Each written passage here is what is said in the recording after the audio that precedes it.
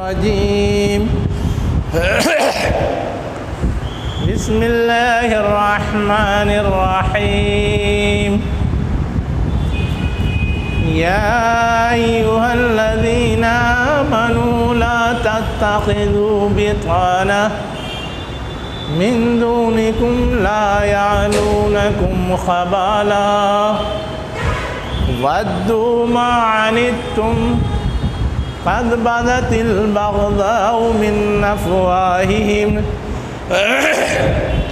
وما تخفي صدورهم أكبر قد بينا لكم الآيات إن كنتم تعقلون.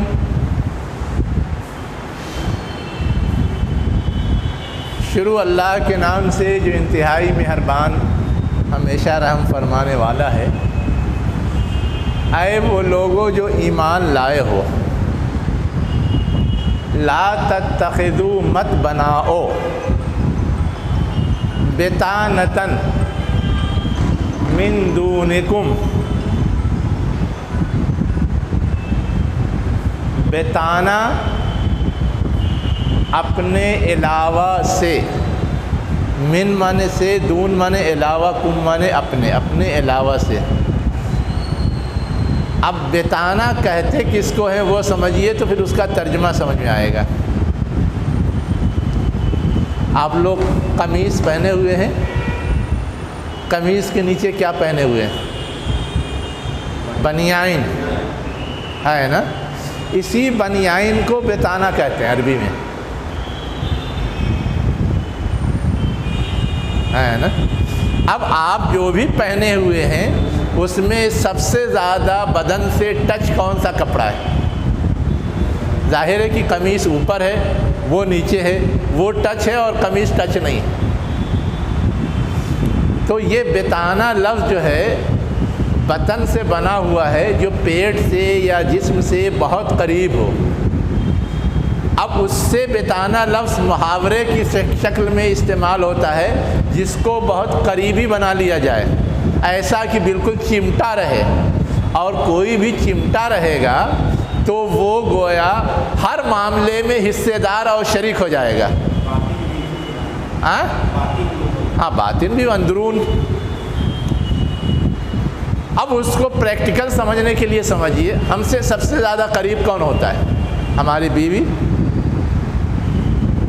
ہمارے بیٹے بیٹی. وہ ایسے ہوتے ہیں کہ ہم ان سے ہمارا کوئی راز چھپ نہیں سکتا، کوئی بھی بات ڈھکی نہیں رہ سکتی. وہ ہر چیز کو یا تو جانتے ہیں یا اس کا اندازہ لگا لیتے ہیں. تو اب یہاں یہ کہا جا رہا ہے کہ اہل ایمان کے علاوہ جو لوگ ہیں ان کو اپنا اتنا قریبی نہ بناؤ کہ وہ تمہارے رازدار بن جائیں، وہ تمہارے ہر بھلے برے اور اچھے خراب کو جاننے والے بن جائیں. کس کو نہ بناؤ؟ جو غیر ہے. جو صاحب ایمان ہے وہ تو اپنے ہیں، وہ جانیں گے تو غلط ہوگا تو اصلاح کی کوشش کریں گے، اچھا ہوگا تو قدردانی کریں گے. لیکن جو دشمن ہے، جو مخالف ہے، جو حسد رکھتا ہے، جو کینہ رکھتا ہے، جو بغض رکھتا ہے، وہ تو کمزوری ڈھونڈتا ہے اور اس کے ذریعے کیا کرتا ہے؟ ایکسپلائٹ کرتا ہے. تو یہاں وہی کہا جا رہا ہے کہ تم اپنے علاوہ، یعنی اہل ایمان کے علاوہ جو کفار ہیں، مشرکین ہیں، اہل کتاب ہیں، منافقین ہیں، ان کو اپنا قریبی نہ بناؤ، ایسا رازدار نہ بناؤ کہ ان سے کوئی بھی چیز ڈھکی چھپی نہیں رہ جائے. کیوں نہیں بناؤ؟ لا یعلونکم خبالا. الا یعلو مانے کیا ہوتا ہے؟ کوتاہی کرنا.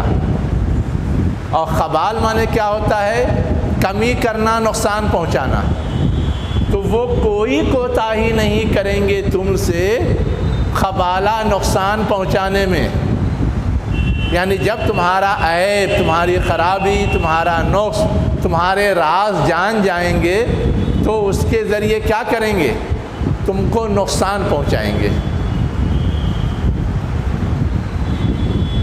اس لیے تم ان کو اپنا اتنا قریبی نہ بناؤ کہ وہ تمہاری ہر بات جاننے والے بن جائیں۔ اب بتانا کا مفہوم سمجھ میں آیا؟ لفظ تو ہے پیٹ سے جڑا ہوا، چمٹا ہوا، لگا ہوا، سٹا ہوا، جو چاہیں کہیں، لیکن مفہوم ہے بہت قریبی، جو ہر چیز سے آگاہ ہو، جس کو ہم لوگ اپنے اردو محاوراتی زبان میں کیا کہتے ہیں؟ ہم نوالا و ہم پیالہ۔ تو گوہی کہا جا رہا ہے کہ اپنے علاوہ جو دوسرے ہیں ان کو اپنا ہم پیالہ اور ہم نوالا نہ بناؤ۔ ہم پیالہ ہم نوانے کا مطلب کھانے میں بھی شریک، پینے میں بھی شریک، اور ہر چیز میں شریک۔ کیوں؟ آگے مزید وضاحت کی جا رہی ہے۔ ودو ما عنتم، ودو، ود معنی ہوتا ہے پسند کرنا، ودو لو تدہنو فیدہنون، وہ چاہتے ہیں کہ تم مداہنت اختیار کرو تو وہ بھی مداہنت اختیار کریں گے۔ ودود اللہ کی صفت ہے، بہت زیادہ چاہنے والا۔ تو اب یہاں ودو کا مطلب وہ چاہتے ہیں، کون؟ جو اہل ایمان کے علاوہ دوسرے لوگ ہیں۔ ما انتم، وہ چیز جو تم کو مشقت میں ڈال دے، پریشانی میں ڈال دے۔ انت معنی کیا ہے؟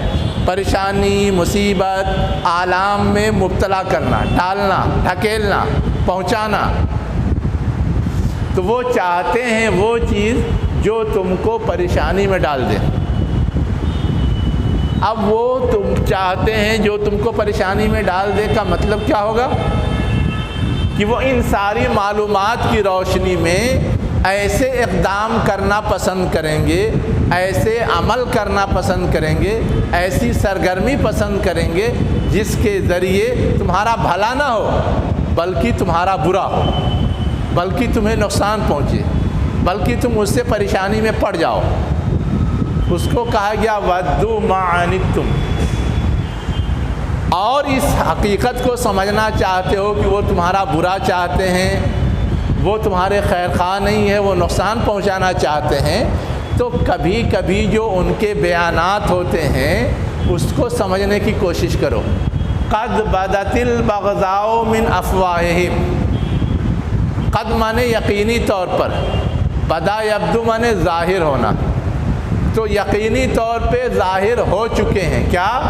بغضاء، بغض، من افواہہم، ان کے منہ سے، یعنی وہ جو آپس میں باتیں کرتے ہیں، ایک دوسرے سے تبادلہ خیال کرتے ہیں، کوئی مشکل وقت آ جاتا ہے تو اس وقت جو اپنا احساس رکھتے ہیں اس سے ان کے اندر جو بغض اور کینہ پایا جاتا ہے، اس کا اظہار ہو چکا ہے، جس کو تم بھی محسوس کرتے ہو۔ پھر کیسے ان پہ بھروسہ کیا جا سکتا ہے؟ پھر کیسے ان پر تکیہ کیا جا سکتا ہے؟ پھر کیسے ان کو اپنا رازدار بنایا جا سکتا ہے؟ اور آگے اللہ تعالیٰ نے مزید متنبہ کرتے ہوئے کہا وَمَا تُخْفِي صُدُورُهُمْ اکبر۔ اخفا مانے ہوتا ہے چھپانا، صدر مانے سینہ، جمع صدور، تو ان کے سینے جس چیز کو چھپائے ہوئے ہیں، ہے نا، اکبرو، وہ زیادہ بڑا ہے یا زیادہ سنگین ہے؟ یعنی جتنا انہوں نے بول دیا، ان کے منہ سے نکل گیا، سمجھنے کے لیے وہ کافی ہے، لیکن جو ان کے دلوں میں چھپا ہوا ہے وہ اس سے کہیں زیادہ بڑا ہے، وہ اس سے کہیں زیادہ خطرناک ہے، وہ اس سے کہیں زیادہ سنگین ہے۔ اس لیے چوکنا رہنے اور محتاط رہنے کی ضرورت ہے۔ قد بینا لکم الآیات ان کنتم تعقلون، ہم نے کھول کھول کے تمہارے لیے نشانیاں بیان کر دی ہیں، اگر تم سوجھ بوجھ سے کام لو، غور و فکر کرو، سمجھنے کی کوشش کرو، حقیقت کی تک پہنچنے کی کوشش کرو، تو تم اس ساری بات کو سمجھ سکتے ہو۔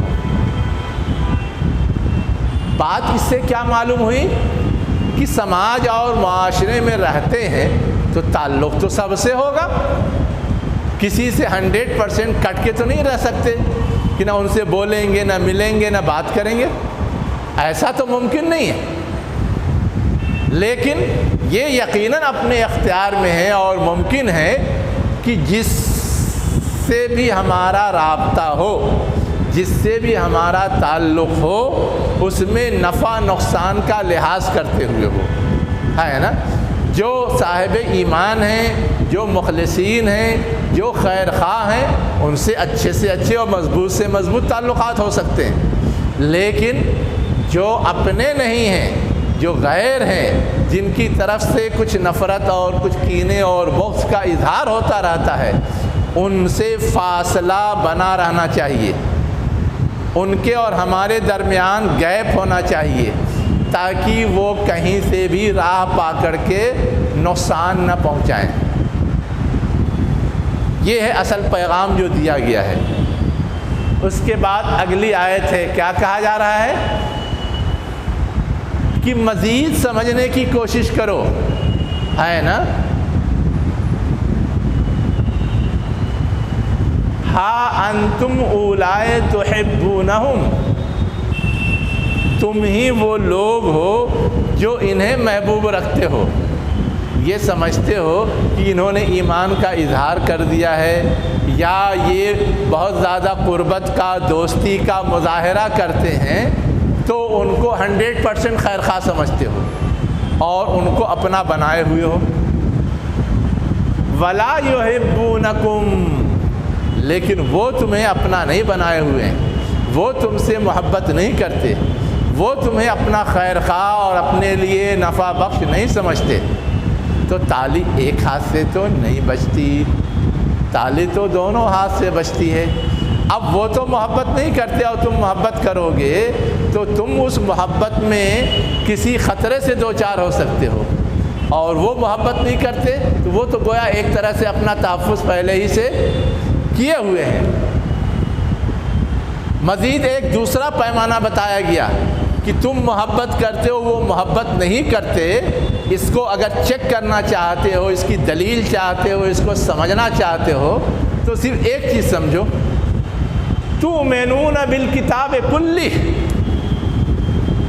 اللہ کی طرف سے جو بھی کتاب نازل ہوئی ہے سب کے سب پر تم ایمان لاتے ہو، کیا توریت، کیا زبور، کیا انجیل، کیا قرآن۔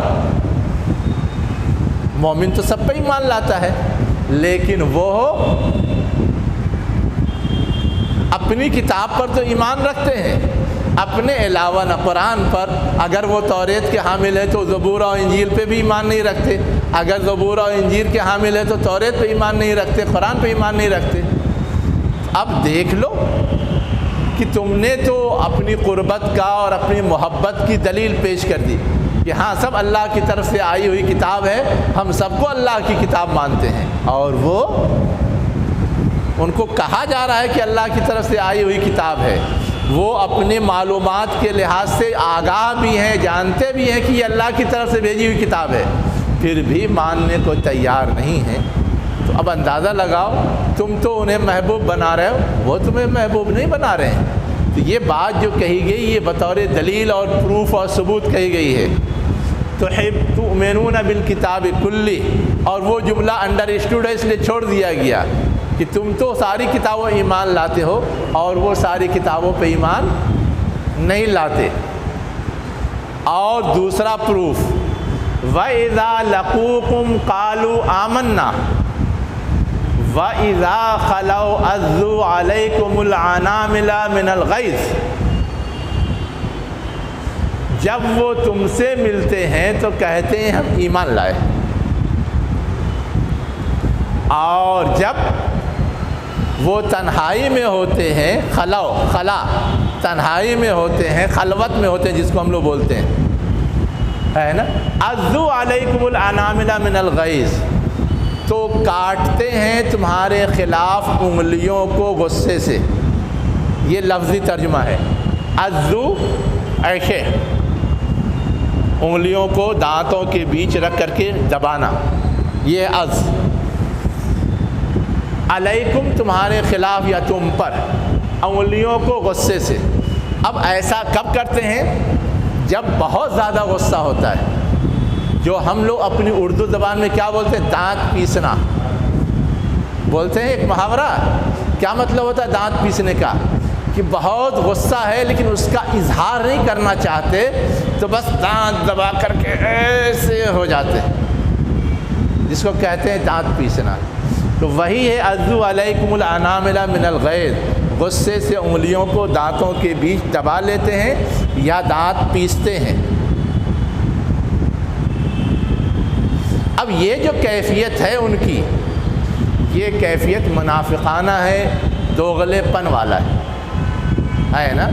یہ بھی پروف ہے اس بات کا کہ وہ تم سے محبت کرنے والے نہیں،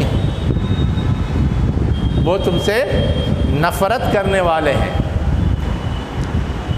اب اس کے بعد کہا جا رہا ہے ایسے لوگوں کے سلسلے میں صحیح بات تو یہ ہے کہ ان کو کہہ دو موتو بغیظکم، اپنے غصے میں مر جاؤ، اسی میں ڈوب جاؤ، اسی میں ہلاک ہو جاؤ، ہے نا۔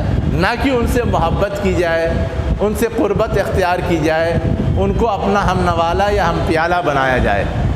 ان اللہ علیم بذات الصدور، اور اللہ جو یہ ساری باتیں کہہ رہا ہے وہ تو دلوں کے راز تک جاننے والا ہے، اس لیے وہ یہ ساری باتیں کہہ رہا ہے۔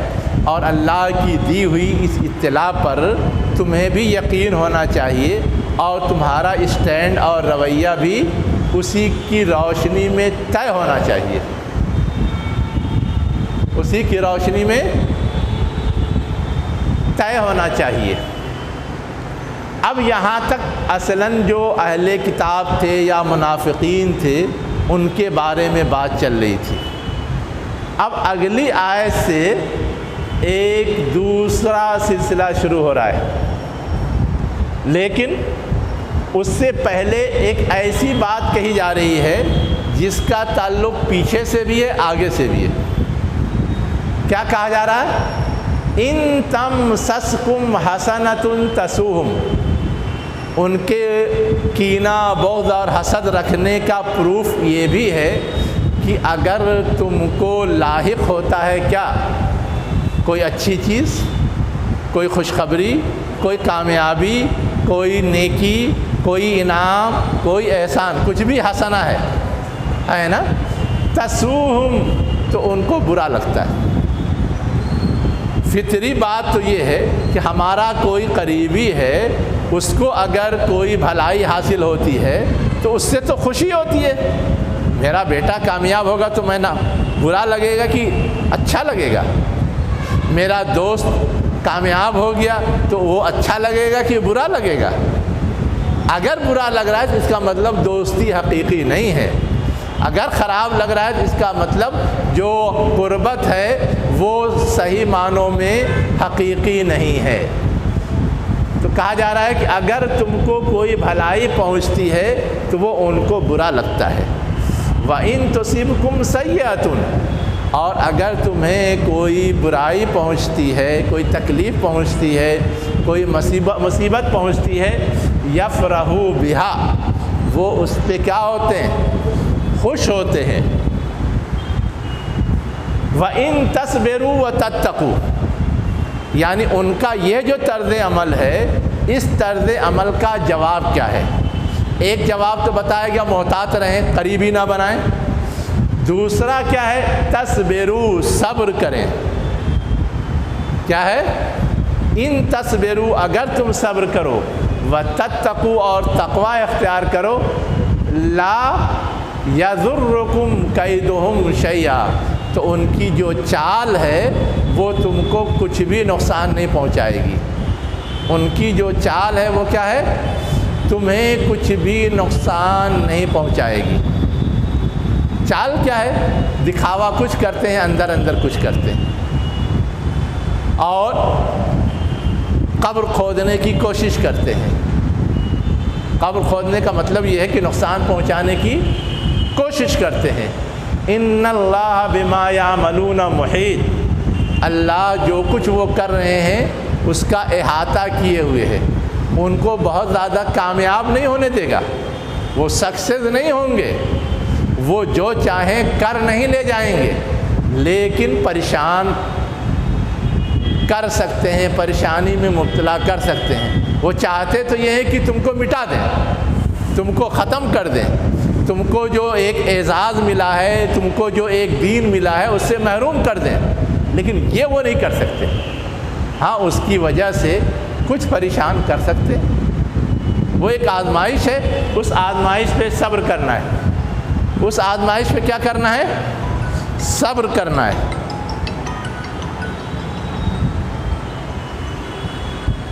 اب یہاں پر جو چیز میں نے کہی تھی کہ اس کا پیچھے سے بھی تعلق ہے، آگے سے بھی تعلق ہے، تو ہے کیا؟ پیچھے سے تعلق یہ ہے کہ ان بدمعاشوں سے نمٹنے کے لیے تدبیر یہ ہے، صبر، تقویٰ اور اللہ پہ بھروسہ، ٹھیک؟ اور آگے کی جو بحث ہے وہ ہے غزوہ احد سے متعلق۔ کس سے متعلق ہے؟ غزوہ احد سے متعلق۔ اور وہاں بھی معاملہ یہ ہوا تھا کہ اس غزوے میں ایک مرحلے میں کامیابی نظر آئی، دوسرے مرحلے میں شکست نظر آئی، اس کی وجہ سے بہت سارے اہل ایمان بھی بددل ہونے لگے، اور جو مخالف قوم تھا وہ خوش ہونے لگا، ہے نا؟ تو اب اس حوالے سے پیشگی تمہید باندھ دی گئی ہے نا؟ پیشگی کیا کر دیا گیا ہے؟ تمہید باندھ دی گئی ہے کہ اس طرح کی صورتحال میں کوئی خوش ہوگا، کوئی نہیں خوش ہوگا، کوئی غمگین ہوگا، کوئی پسند کرے گا، کوئی نہیں کرے گا، اس سے تمہیں بالکل بھی پریشان ہونے کی ضرورت نہیں ہے۔ اس آزمائش کے وقت میں صبر سے کام لو، اس آزمائش کے وقت میں تقویٰ اختیار کرو، اس آزمائش کے وقت میں اللہ کے اوپر بھروسہ کرو، تو اس آزمائش سے بآسانی باہر نکل سکتے ہو۔ یہ بات جو میں نے دوسری بتائی ہے سمجھ میں اس وقت آئے گی زیادہ جب ہم یہ اگلا حصہ پورا پڑھ لیں گے، تب سمجھ میں آئے گا۔ دیکھیے کیا کہا جا رہا ہے، وَإِذْ غَدَوْتَ مِنْ أَهْلِكَ تُبَوِّئُ الْمُؤْمِنِينَ، اور جب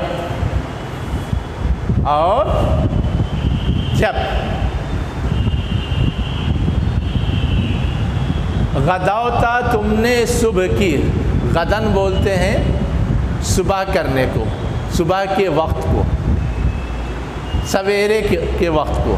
اب غدوتا مانے لفظی معنی ہوتا ہے صبح میں نکلنا۔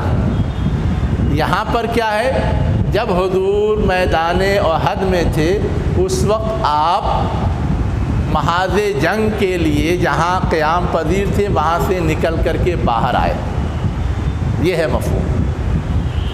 اذ غدوتا من اہلکا، من اہلکا اپنے گھر والوں یا اپنے ساتھ والوں میں سے۔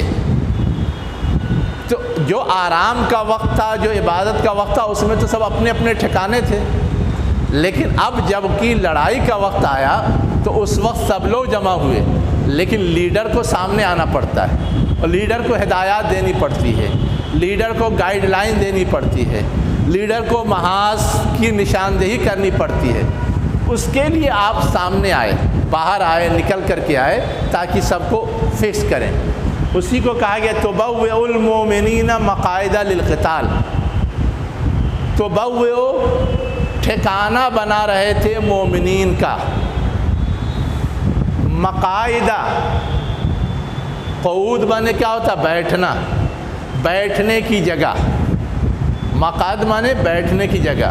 مقعد ہمارا یہ جو چوتڑ ہے اس کو بھی بولتے ہیں، اس لیے کہ اسی کے بل پہ بیٹھا جاتا ہے۔ للقتال، جنگ کے بیٹھنے کی جگہ، یعنی جنگ جہاں سے ہوگی، جن جن جگہوں سے ہوگی، جن جن جگہوں پہ زیادہ محاذ چھڑے گا، اس کی نشاندہی کر رہے تھے آپ، اس کے ٹھکانے متعین کر رہے تھے، وہ بتا رہے تھے۔ کہاں پہ تیر انداز رہیں گے، پہاڑی پہ بتایا تھا۔ کہاں پہ کیا کہتے ہیں گھوڑ سوار رہیں گے، کہاں پر پیدل لڑنے والے لوگ ہوں گے، اور کہاں پر کیا کہتے ہیں پیچھے سے رسد پہنچانے والے لوگ ہوں گے۔ جنگ میں وہ ساری چیزیں فکس کی جاتی ہے۔ اسی کو کہا جا رہا ہے کہ جب تم اپنے گھر سے نکلے تبوئ المومنین، مومنین کو متعین کرتے ہوئے یا مومنین کو ٹھکانہ بتاتے ہوئے ٹھہرنے کا جنگ کے لیے۔ واللہ سمیع علیم، اللہ سننے اور جاننے والا ہے۔ اب یہاں پر ایک دو باتیں اور ہیں۔ ایک بات تو یہ ہے کہ بعض لوگوں نے لکھا ہے کہ اس جنگ میں حضرت عائشہ بھی شریک تھی اور آپ حضرت عائشہ کے قیام گاہ پہ ٹھہرے ہوئے تھے، وہاں سے نکل کر کے آئے۔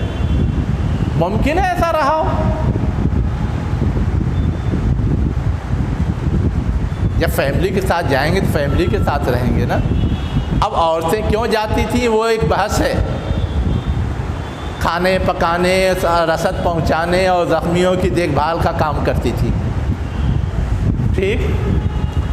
دوسری بات جو یہاں پر سمجھنے کی ہے وہ یہ ہے کہ اچانک سے یہ بیان کیوں شروع کر دیا گیا۔ ایک طرف تو بیان چل رہا تھا کس کا؟ اہل کتاب کا، منافقین کا، اور اچانک مکے کے کفار اور مشرکین سے جو جنگ ہوئی تھی غزوہ احد، اس کا ذکر چھڑ گیا۔ اچانک سے کیوں چھڑ گیا؟ کیا لنک ہے اس کا پیچھے سے؟ جب اس پر غور کریں گے تب سمجھ میں آئے گا کہ اس کا لنک پچھلی آیت سے کیا ہے۔ اللہ تعالیٰ نے کیا کہا؟ ان تصبروا وتتقوا لا یضرکم کیدہم شیئا، اگر صبر کرو گے، تقوی اختیار کرو گے تو ان کی کوئی چال تمہیں کچھ بھی نقصان نہیں پہنچا سکے گی۔ ثابت قدمی کا ثبوت دو گے، ان کی کوئی چال تمہیں نقصان نہیں پہنچا سکے گی۔ غزوہ احد میں بھی یہی تو ہوا تھا۔ جب تک استقامت سے جم کر کے لڑتے رہے کوئی مسئلہ نہیں تھا۔ جب مال غنیمت کو حاصل کرنے کے لیے تیر اندازوں میں سے بہت سارے صبر کا پیمانہ توڑ بیٹھے، جلد بازی میں، بے صبری میں آگے بڑھ کر کے جمع کرنے کے چکر میں پڑ گئے، تبھی تو صورتحال الٹی تھی، ہے نا۔ اگر صبر کیا ہوتا تو وہ صورتحال نہیں پیدا ہوتی۔ تو وہی کہا جا رہا ہے کہ اللہ اگر تم صبر کرتے تو انہوں نے جو کچھ بھی تدبیر اختیار کی تھی وہ تدبیر تم کو کچھ بھی نقصان نہیں پہنچاتی۔ تدبیر کیا اختیار کی تھی؟ پیچھے سے حملہ کیا تھا، لیکن اگر 15 کے بجائے 50 کے 50 وہاں رہتے اور ڈٹ کر کے مقابلہ کرتے تو 3000 کے مقابلے میں یہ 1000 سے بھی کم تھے، ہے نا۔ اور اس کے ساتھ ساتھ جو وہاں 50 تھے، خالد بن ولید جن لوگوں کو لے کر کے آئے تھے وہ 200 تھے، ان 200 سے 50 کا مقابلہ کرنا کوئی مشکل نہیں تھا، اس لیے کہ یہ اوپر تھے، اونچائی پر تھے، اور خالد بن ولید اور ان کے ساتھ دینے والے سب نیچے تھے۔ جب خالد بن ولید نے پیچھا کر کے کھدیڑ دیا اور نقصان بہت پہنچ گیا، ہے نا، اتنا نقصان پہنچا کہ حضور بھی زخمی ہوئے، تو جو روایات بتاتی ہیں وہ یہ کہ حضور نے یہ محسوس کیا کہ یہ پہاڑی ایک بچاؤ کا بہترین ذریعہ ہے۔ اس وقت بھی آپ نے یہ کوشش کی اور آواز لگائی کہ جو بھی ہیں سب میرے ساتھ میرے پاس آئیں، اور آپ پہاڑی پہ چڑھ گئے۔ اور جب آپ پہاڑی پہ چڑھ گئے اور وہاں سے مقابلہ شروع ہوا تو پھر دشمنوں کو خطرہ محسوس ہوا کہ ہم اگر پہاڑی پہ چڑھیں گے تو وہ اوپر ہیں، ہم نیچے ہیں، وہ ہمیں زیادہ نقصان پہنچائیں گے، پتھر پھینک کے بھی مار دیں گے، پتھر پھینک کے بھی مار دیں گے۔ جب حضور چڑھ گئے تو پھر پانسا پلٹا ہے۔ اس وقت ہم اور آپ جانتے ہیں کہ پورے دشمنوں کے لشکر کا لیڈر ابو سفیان تھا، اور خالد بن ولید ایک گروہ کے ذمہ دار تھے اور انہوں نے پیچھے سے حملہ کیا تھا۔ تو جب حضور پہاڑی پہ چڑھ گئے اور وہاں سے مقابلہ شروع کیا اور اس وقت مقابلے کا رخ پلٹنے والا تھا تو خالد بن ولید اور ابو سفیان میں اختلاف ہو گیا تھا۔ خالد بن ولید یہ کہہ رہے تھے کہ چلو چڑھ کر کے مقابلہ کر کے مار ہی ڈالو، ختم کر دو۔ ابو سفیان یہ کہہ رہے تھے کہ نہیں، اس میں نقصان زیادہ ہے، خطرہ زیادہ ہے، ہم چڑھیں گے اور وہ مارتے جائیں گے تو ہمارے بہت سارے قیمتی افراد مر جائیں گے، گارنٹی نہیں ہے کہ ہم جیت جائیں۔ اس لیے عافیت اسی میں ہے، بہتری اسی میں ہے کہ ابھی تو ہم ایک طرح سے جیتے ہوئے ہیں اور پچھلی جنگ کا بدلہ لے لیا، اس لیے اب ان کا مقابلہ کرنے کے بجائے ہم کو اب واپس لوٹنا چاہیے۔ تو وہ واپس لوٹ گئے۔ پھر حضور نے دیکھا کہ اب وہ جا رہے ہیں تو آپ نے کچھ دور پیچھا کیا، پھر چھوڑ دیا۔ تو اس طرح سے بظاہر جیتے آپ، لیکن وہ ہمت ہارے مارے ڈر کے۔ تو یہ ہے اصل چیز کہ تھوڑا سا بے صبری کا مظاہرہ کیا تو خطرے میں پڑ گئے، اور تھوڑا استقامت کا، صبر کا مظاہرہ کیا تو اس خطرے سے باہر آ گئے، اور اللہ نے دشمن کی چال کو کیا کیا؟ ناکام بنا دیا، وہ کوئی نقصان نہیں پہنچا سکے۔ تو یہ جو اللہ تعالیٰ کا اسٹیٹمنٹ ہے لا یضرکم کیدہم شیئا، آگے یہ پورا غزوہ احد کا بیان اصلاً اس کی دلیل ہے، اس کا پروف ہے، اس کی مثال ہے۔ یہ ہے لنک، یہ ہے جوڑ۔ اسی لیے کہا کہ یاد کرو اس وقت کو، اس سے سمجھ میں آ جائے گا کہ اللہ دشمن کی چال کو کامیاب نہیں ہونے دیتا۔ اب اگلی آیت ہے، اس میں بھی وہی ہمت کا معاملہ ہے۔ اذ ہمت طائفتان منکم ان تفشلا واللہ ولیہما وعلی اللہ فلیتوکل المؤمنون۔ غزوہ احد ہی میں کیا ہوا تھا؟ جب آمنا سامنا ہوا تو ظاہر ہے کہ اہل ایمان کے پاس وسائل بھی کم تھے، افراد بھی کم تھے، اور جو دشمن فوج آئی تھی ان کے پاس وسائل بھی زیادہ تھے، افراد بھی زیادہ تھے۔ تو ظاہر کو دیکھ کر کے اہل ایمان میں سے بھی کچھ گروہ ایسے تھے جو پریشان ہو گئے تھے، ہمت ہارنے لگے تھے۔ اور جو تاریخ بتاتی ہے یہ دو گروہ تھے انصار کے، ایک اوس کے، ایک خزرج کے، ایک بنو حارثہ، ایک بنو سلمہ۔ یہ بیان ملتا ہے، ایک بنو حارثہ، ایک بنو سلمہ۔ تو اسی کا اذ ہمت طائفتان منکم ان تفشلا، جب کہ تم میں سے دو گروہ نے ارادہ کیا کہ بزدلی دکھائے۔ فشل مانے کیا ہوتا ہے؟ ہمت توڑ دے، بزدلی دکھائے۔ جب چاہا، اب اس کی شکل کیا تھی کہ اتنے بڑی فوج سے اور اتنے وسائل کے ساتھ ہم ان سے جنگ نہیں کر سکتے، اس لیے عقل مندی کا تقاضا یہ ہے کہ ہم جنگ سے باہر ہو جائیں۔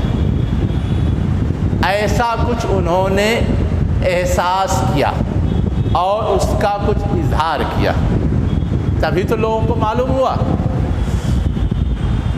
اب آگے اللہ تعالیٰ کہہ رہا ہے کہ یہ جو کیفیت ہمت ہارنے کی پیدا ہوئی اور انہوں نے ارادہ تبدیل کیا جنگ کرنے کا، صرف ظاہر کو دیکھ کر کے ان کا ذہن اس طرف نہیں گیا واللہ ولیہما، کہ ان دونوں گروہ کا سرپرست کون ہے؟ اللہ ہے، اور جس کا سرپرست اللہ ہو اس کے لیے وسائل کا، تدبیر کا، کامیابی کا کوئی خطرہ یا کوئی کمی ہو سکتا ہے؟ ہر چیز کی گارنٹی موجود ہے۔ تو اسی لیے اشارہ کیا واللہ ولیہما، حالانکہ اللہ ان کا سرپرست تھا، ان کے ذہنوں میں یہ خیال آنا ہی نہیں چاہیے تھا، لیکن آیا۔ انسان ہے، بشر ہے، کمزور ہے اور بہت ساری چیزوں سے متاثر ہوتا ہے، ہو گیا۔ لیکن صحیح بات کیا تھی اس کی طرف اشارہ کر دیا گیا، وَعَلَى اللَّهِ فَلْيَتَوَكَّلِ الْمُؤْمِنُونَ، اللہ کے اوپر اہل ایمان کو بھروسہ کرنا چاہیے۔ یہ اہل ایمان تھے نا، ان کو اللہ پہ بھروسہ کرتے ہوئے ہمت ہرگز نہیں ہارنی چاہیے تھی۔ یہ نہیں سوچنا چاہیے تھا کہ وسائل کم ہیں، اسباب کم ہیں، تو ہم کیسے جیتیں گے، ہم کیسے مقابلہ کریں گے۔ تو یہ ان کو گویا دوسری مثال دی گئی، کس چیز کی؟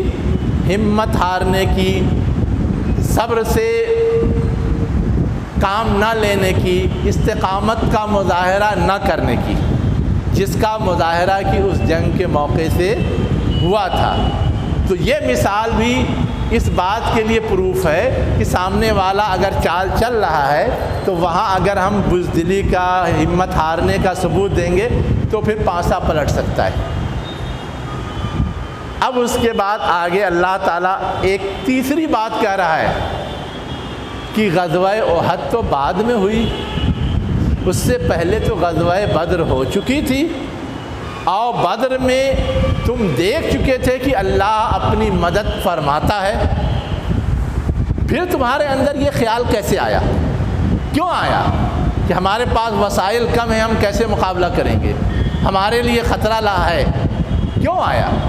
اسی کو کہا رہا وَلَقَدْ نَصَرَكُمُ اللَّهُ بِبَدْرٍ، اللہ تو تمہاری مدد کر چکا ہے۔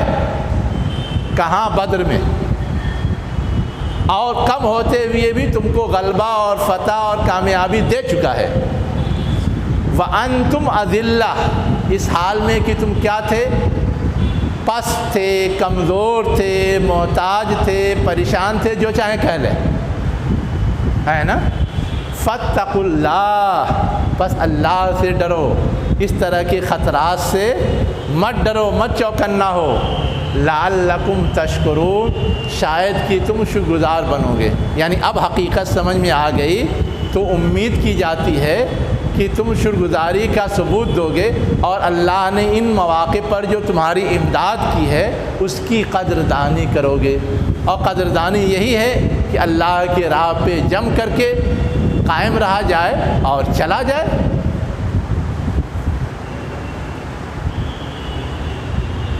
اس کے بعد حضور کو خطاب کر کے کہا جا رہا ہے استقولوا للمؤمنین، اسی بدر کے موقع سے کیا ہوا؟ تم مومنین سے کہہ رہے تھے الن یکفیکم ان یمدکم، یمدہ نہیں یمدکم ہے، الن یکفیکم ان یمدکم ربکم بثلاثۃ آلاف من الملائکۃ منزلین۔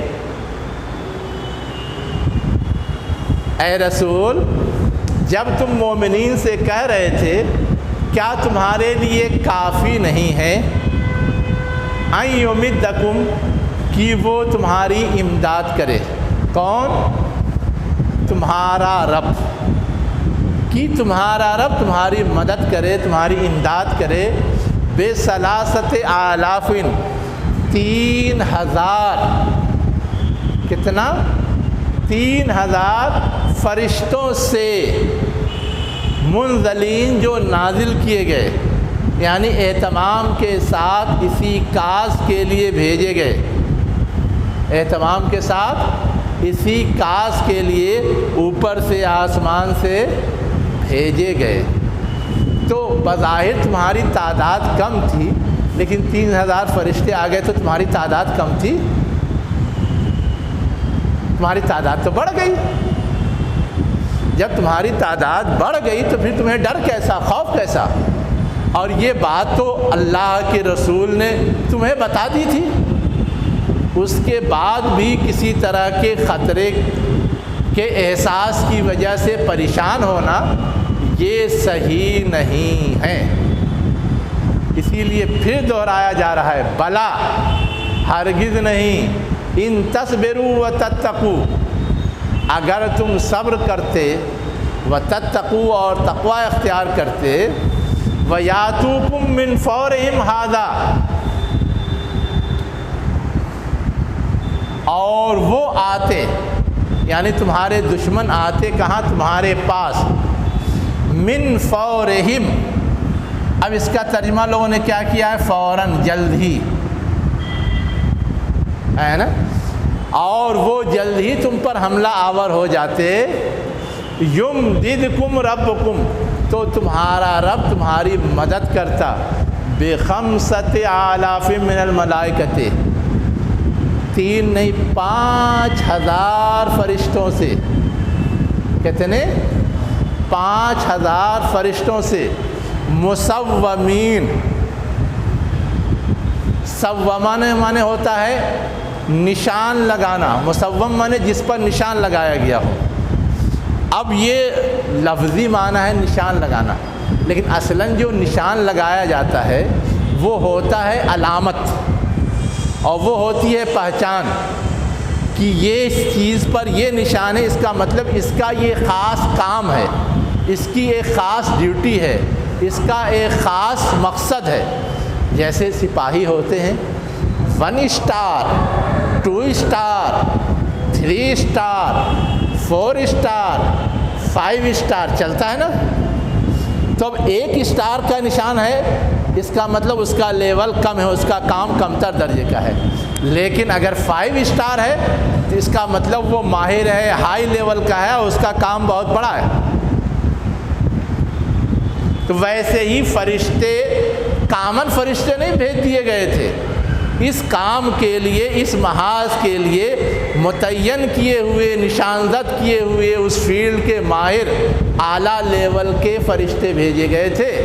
نشاندت کرنے کا مطلب یہ ہے کہ اس کام کے لیے فکس اور متعین کیے ہوئے، نشاندت کیے ہوئے، سپریٹ کیے ہوئے، الگ کیے ہوئے فرشتے آئے تھے، اہتمام کے ساتھ آئے تھے. تو مسومین کا تعبیر کا مطلب اصل یہ ہے کہ کسی بھی کام کے لیے جو تعین کرنی ہوتی ہے، فکسیشن کرنا ہوتا ہے، تو اس کے لیے کچھ علامتیں طے کی جاتی ہیں. ویسے ہی فرشتوں کے کام کے لیے علامت طے کر دی گئی کہ یہ وہ فرشتے ہیں جو محاذ جنگ میں اہل ایمان کی امداد کے لیے جا رہے ہیں. آپ کچھ کہہ رہے ہیں؟ جی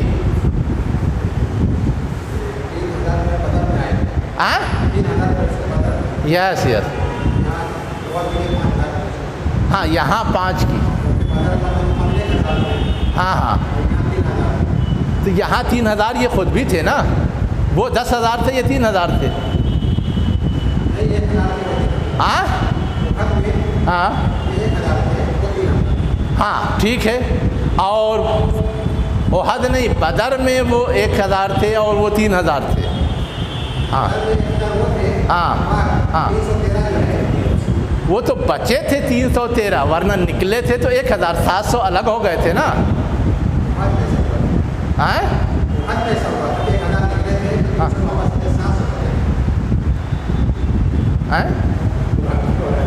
نہیں نہیں نہیں نہیں، ہاں بچے 313 تھے. ہاں ٹھیک. ہاں ہاں ہاں کہیے. ہاں ہاں ہاں ہاں ہاں ٹھیک. مان لے یہی جو آپ نے بیان کیا.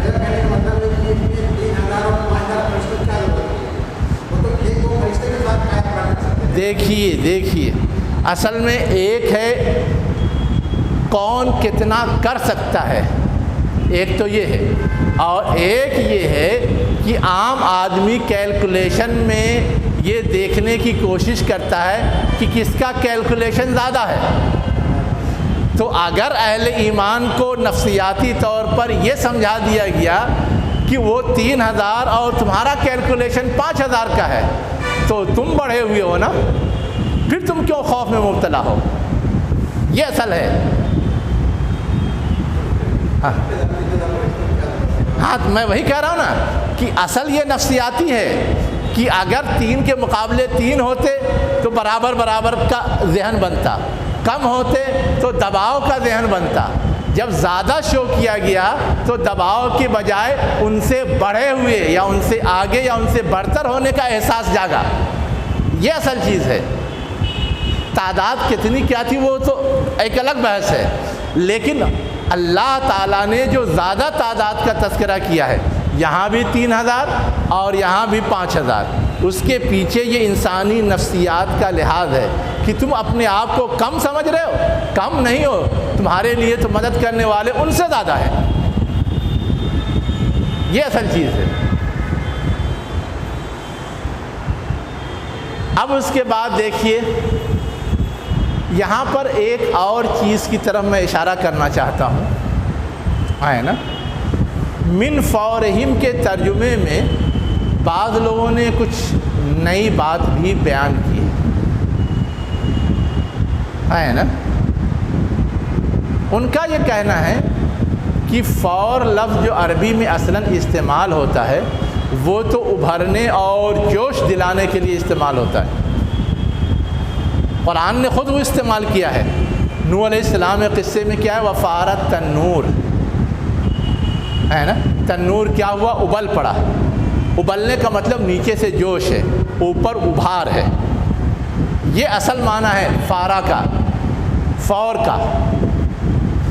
اور ہم لوگ یہ جانتے ہیں کہ تاریخی اعتبار سے غزوہ احد میں جو کفار و مشرکین کا لشکر بڑھ چڑھ کے آیا تھا، اس کے پیچھے ایک سبب یہ بھی تھا کہ بدر میں ہر خاندان سے کوئی نہ کوئی مارا گیا تھا، تو اس کا انتقام لینے، اس کا بدلہ لینے کا ایک جذبہ ان کے دلوں میں موجود تھا، ایک جوش تھا کہ ہمیں کسی قیمت پر بدلہ چکانا ہے۔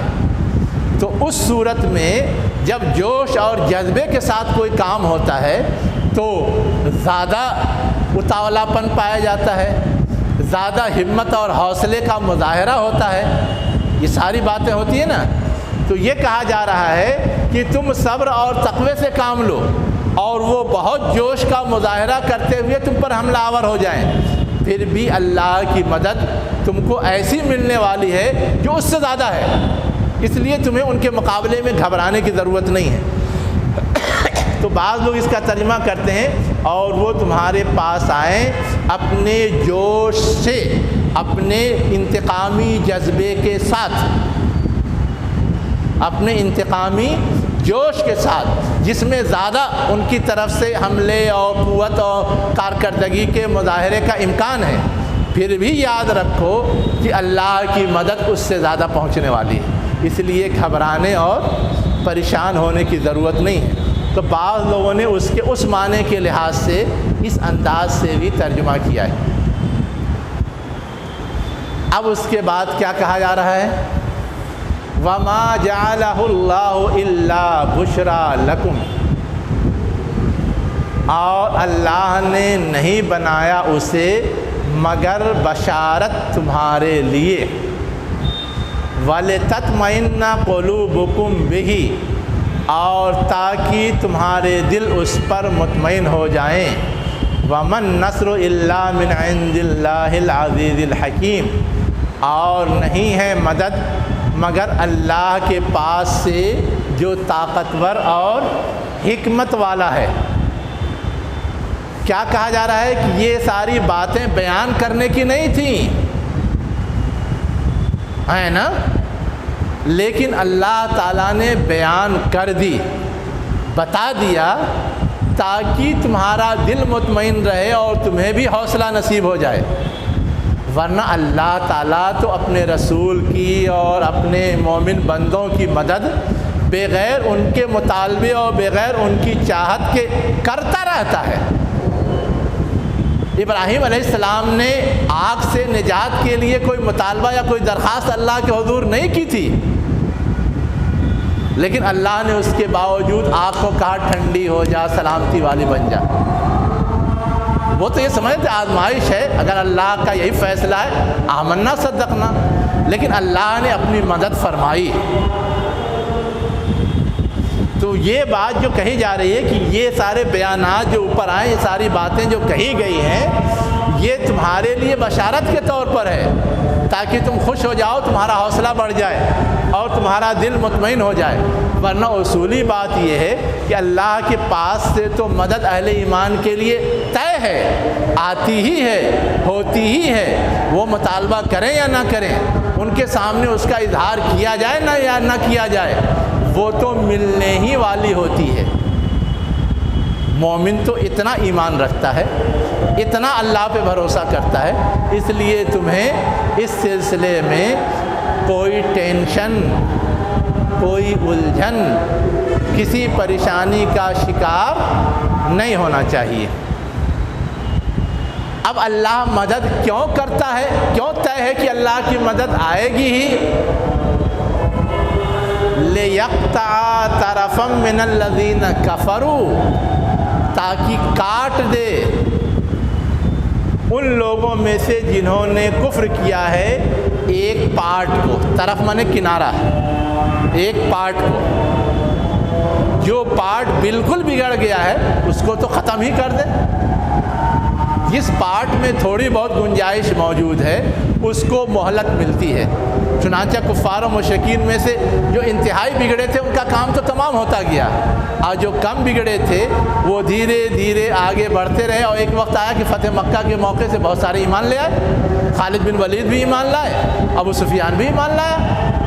یہ جو کہا جا رہا ہے طرفاً، ایک پارٹ کو، اس پارٹ کے الگ کرنے کا مطلب یہ ہے کہ وہ پارٹ بگڑ چکا، اب اس کے سدھرنے کا امکان نہیں ہے، دوسرے لوگوں کے امکانات ہیں، اس لیے ان کو ابھی کچھ اور مہلت۔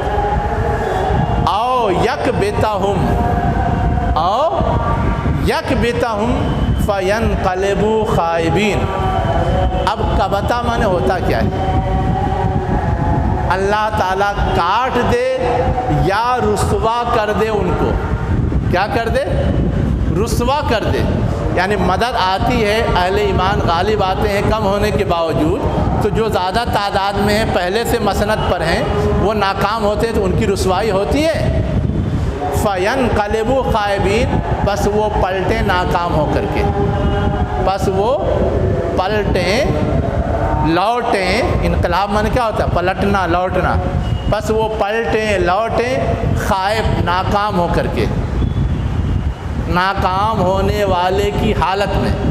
دنیا دیکھ لے کہ بہت چودھری بنتے تھے، اب ان کا کیا حال ہے، یہ دکھانا ہوتا ہے دنیا کو، اس لیے کچھ لوگوں کو لوگوں کے سامنے رسوا کرنے کے لیے چھوڑ دیا جاتا ہے کہ یہ بھی رسوائی جھیل کر کے اس کا مزہ سمجھ لے، بہت رسوا کر رہے ہیں نا اہل ایمان کو، وقت کے رسول کو، ذرا رسوائی کا مزہ خود بھی چکھ لیں۔ اب آگے کہا جا رہا ہے لیس لک من الامر شیء، یہاں کچھ چھوٹا ہے، او یتوب علیہم او یعذبہم، او ہے یہاں پر، او ہے، چلیے او یتوب علیہم او یعذبہم فانہم ظالمون۔ لیسا لکا، حضور کو خطاب کر کے کہا جا رہا ہے تمہارے لیے من الامر، حکم میں سے یا معاملات میں سے کوئی چیز نہیں ہے، یا اللہ ان پر مہربان ہو جائے، ان کی توبہ قبول کر لے، او یعذبہم، یا انہیں عذاب دے، فإنہم ظالمون، کیونکہ وہ ظالم ہیں۔ اب یہاں پر یہ بات جو بتائی گئی کہ کچھ لوگوں کو اللہ تعالیٰ کاٹ دیتا ہے، کچھ لوگوں کو باقی رہنے دیتا ہے، صرف رسوا کرتا ہے، ذلیل کرتا ہے، تو کس کو کاٹے اور کس کو باقی رکھے یہ فیصلہ کرنا ہمارا یا رسول کا کام نہیں ہے، یہ اللہ کا کام ہے نا۔ کس پر وہ مہربان ہو آج نہیں کل اسے ایمان کی توفیق مل جائے، اور کس پر مہربان نہ ہو جسے سزا دی جائے۔ یہ بات اپنی جگہ صحیح ہے کہ وہ سب کے سب ظالم ہیں، وہ سب کے سب بدمعاش ہیں، وہ سب کے سب زیادتی کرنے والے ہیں، لیکن اس کے باوجود کس پر اللہ مہربان ہوگا، کس کو توبہ کی توفیق مل جائے گی ہم نہیں جانتے، اور کس پر اللہ مہربان نہیں ہوگا، عذاب سے دوچار ہوگا، یہ بھی ہم نہیں جانتے۔ اس لیے ہمیں اس سلسلے میں کوئی چنتا کرنے یا کوئی فکر کرنے کی ضرورت نہیں ہے، یہ سب فیصلے اللہ کے ہیں، اللہ جو بہتر سمجھتا ہے وہ کرتا ہے۔ یہ تو ہوا سیدھا سادہ مفہوم، لیکن جب آپ تفسیر کھولیں گے نا تو ایک عجیب و غریب چیز ملے گی۔ کیا ملے گا؟ یہ ملے گا کہ حضور صلی اللہ علیہ وسلم جب اس جنگ کے موقع سے زخمی ہو گئے، آپ کے دانت شہید ہوئے تھے، ہے نا، اس کے بعد آپ نے ایک جملہ کہا تھا، کیا کہا تھا؟ کہ وہ قوم کیسے فلاح پا سکتی ہے جو اپنے رسول کو اس طرح سے آلودہ کرے، خون سے آلودہ کر دے یا خون سے اس کو کیا کہتے ہیں بالکل نہا دے، وہ قوم کیسے فلاح پا سکتی ہے؟ تو اب مفسرین یہ کہتے ہیں کہ آپ کا یہ جملہ اللہ تعالیٰ کو نعوذ باللہ پسند نہیں آیا، اور اس پر بطور تنبیہ یہ بات کہی گئی کہ آپ یہ فیصلہ کرنے والے کون ہیں کہ کون کامیاب ہوگا کون ناکام ہوگا، رسول کو ستانے والا کامیاب ہوگا کہ ناکام ہوگا، ہے نا؟ لیس لک من الامر شیء، کون کامیاب کون ناکام، کون جیتا کون ہارا، کون آگے صحیح رہے گا کون غلط رہے گا، یہ سب فیصلہ کرنا آپ کا اختیار نہیں ہے۔ ان معاملات کے بارے میں کوئی اسٹیٹمنٹ دینا آپ کا اختیار نہیں ہے، اللہ تعالیٰ کا اختیار ہے۔ اللہ جس کو چاہے گا معاف کر دے گا، جس کو چاہے گا سزا دے گا، اس لیے کہ ظلم تو کیا ہے، لیکن ظلم کے بعد اللہ تعالیٰ نے توبہ کا دروازہ تو کھلا رکھا ہے۔ اور آپ اس طرح سے کہیں گے اس کا مطلب یہ کہ کسی نے اگر غلط کیا تو اس کے لیے توبہ کا دروازہ نعوذ باللہ بند ہے، اس لیے آپ کو ایسا نہیں کہنا چاہیے۔ تو تفسیر کی کتابوں میں اس واقعے کے ریفرنس کے ساتھ یہ بات بھی لکھی ہوئی ملے گی۔ اب یہ بات کتنی معقول ہے اور کتنی غیر معقول ہے، یہ ایک سوچنے کا سوال ہے کہ وقت کے رسول نے ایک بات کہی اور اس بات پر اللہ تعالیٰ نے تنبیہ کی۔ اصل چیز جو سوچنے کی وہ یہ ہے کہ رسول کا جو اسٹیٹمنٹ تھا وہ کیا اپنے آپ میں غلط تھا یا وہ اسٹیٹمنٹ صحیح تھا؟ اصل چیز دیکھنے کی ہے۔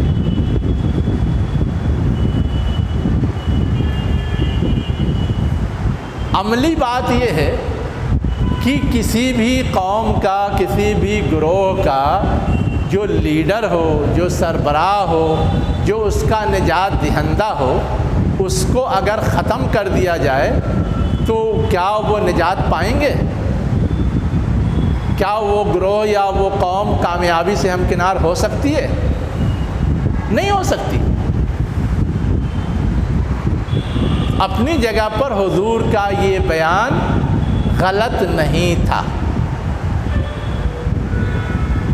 حضور کا یہ بیان غلط نہیں تھا، حضور ایک صحیح بات کی نشاندہی کر رہے تھے، لیکن اس بات کی نشاندہی حضور نے جس موقع سے کی وہاں یہ احساس جا سکتا تھا اپنے اوپر مصیبت پڑی ہے تو ایسا کہہ رہے ہیں، حالانکہ حضور ایسی مصیبت سے اس سے پہلے بھی دو چار ہو چکے تھے اور اس وقت آپ نے ایسی کوئی بات نہیں کہی تھی، بلکہ بالکل دوسری بات کہی تھی۔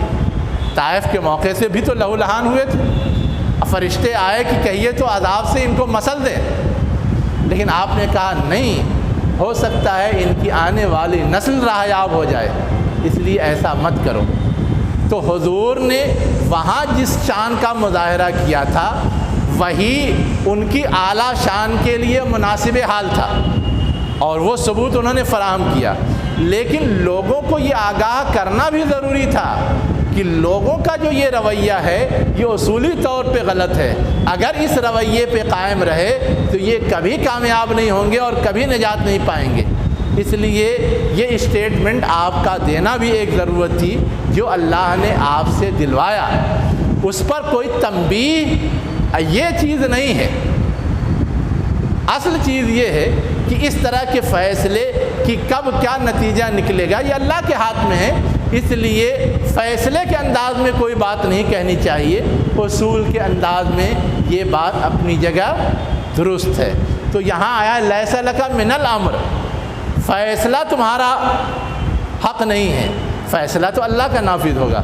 ہاں، اصول بتانا، اصول سمجھانا، اصول کے بارے میں آگاہ کرنا یہ تمہاری ذمہ داری ہے، یہ کرو، باقی اللہ تعالیٰ کو جو کرنا ہے کرے گا۔ وآخر دعوانا ان الحمد للہ رب العالمین۔